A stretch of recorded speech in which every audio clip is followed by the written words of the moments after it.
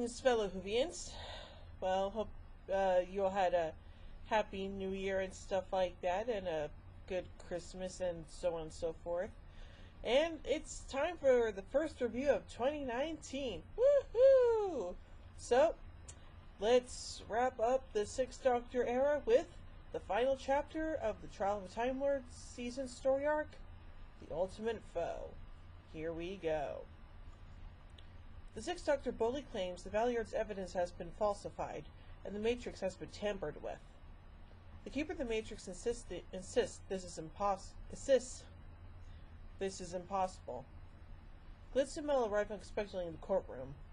The Master appears on the screen to claim responsibility and to demonstrate it's possible to breach the Matrix. Okay, that's weird. At the Master's insistence, Glitz reveals the data he tried to obtain on Ravolox included technological secrets from the Matrix, which was stolen by the Sleepers. The Time Lords traced the Sleepers to their base on Earth and dragged the planet across space to the location which the Doctor found it, and nearly annihilating all life in the process. The Doctor denounces the Time Lords as decadent and corrupt. The Master explains that the Valeyard is a manifestation of the Doctor's darker side, somewhere between the Doctor's 12th and final incarnation. The High Council offered the Valeyard the Doctor's remaining regenerations in exchange for falsifying evidence. Okay then. When the Doctor demands to halt the trial as he cannot be both the defendant and prosecutor, the Valeyard flees into the Matrix, a virtual reality where normal logic does not apply. Yeah, we know that because we've seen the Matrix before in The Deadly Assassin during the Fourth Doctor era. The Doctor pursues with Glitz, emerging next to a building labeled the Fantasy Factory, proprietor J.J. Chambers. A clerk named Mr. Popplewick sends him to a deserted wasteland. To the Doctor's horror, hands emerge from the ground and grab him, dragging him underground. Glitz is unable to rescue him, but the Doctor rises from the ground unharmed, insisting correctly that nothing that happens in the Matrix is real. Duh, we already know that. The Valeyard appears and taunts the Doctor before unleashing nerve gas, forcing the Doctor and Glitz to take refuge in a rundown cottage. As they stumble inside, it dematerializes. It is the Master's TARDIS. Bomb, bomb, bomb. The Master reveals that he wishes the Doctor to prevail over the Valeyard, since he fears the Valeyard's ability to defeat him. He puts the Doctor into a catatonic state and sends him out of his TARDIS to lure the Valeyard out of hiding. The Valeyard emerges onto a balcony, but fires upon the Master, forcing him to flee. Mel emerges from a tunnel and the Doctor, recognizing her voice, emerges from his trance. She leads him out of the Matrix and into the trial room. They agree that she should tell the truth, and she confirms to the court that the scenes of the Vorvoid's destruction, the basis of the Valeyard's charge of genocide, are as she witnessed them. The Inquisitor finds the Doctor guilty and declares that his life is forfeit. He accepts the verdict as the fulfillment of justice, and is led off to execution. Oh no. However, this is another illusion. Phew. Mel is frantic that the Doctor needs help, grabbing the Keeper's key and entering the Matrix. She finds the Doctor and warns him, but he has already realized the courtroom was a fake and merely wished to reach a final confrontation with the Valeyard. Ah, clever Doctor. Bribed by the Master, Glitz returns to the Fantasy Factory. He finds the master tape of the data he thought was destroyed on Ravolox. Glitz escapes with the data to the Master's TARDIS, but the Doctor asks Popplewick for Chambers. Popplewick doesn't comply. The Doctor and Mel lay hold of him, and the Doctor peels away his face to reveal Popplewick as a disguised Valeyard. Bomb, bomb, bomb. They realize that a concealed machine in the room is a particle disseminator, with which the Valeyard plans to murder the members of the court. Well, that's not very nice. The Inquisitor learns the High Council has been deposed.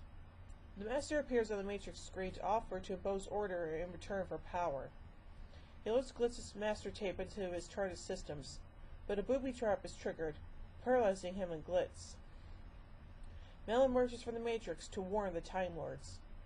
They cannot turn off the Matrix screen, but the Doctor sabotages the Valeyard's weapon and the Fantasy Factory explodes. He flees the Matrix back to the courtroom. The Inquisitor drops the charges against him and reveals that Peri Brown survived the events on Thoros Beta and became Rancross's queen. Yay! She urges the Doctor to stand for Lord President of the new Council, but he suggests she should stand. He urges the Time Lords to be lenient towards Glitz, while he returns Mel back to her proper time. As the Inquisitor leaves the trial room, she gives instructions to the Keeper of the Matrix. As he looks up at the camera, he is revealed to be the Valeyard. Bomb, bomb, bomb! Yeah, too bad we won't get any resolution or continuation of that. Anyway, so let's look at the production of this episode. Robert Holmes was originally commissioned to write the 2 episodes. However, he died from a chronic liver ailment after completing a draft of the first and left nothing beyond a plot outline of the second. Aww.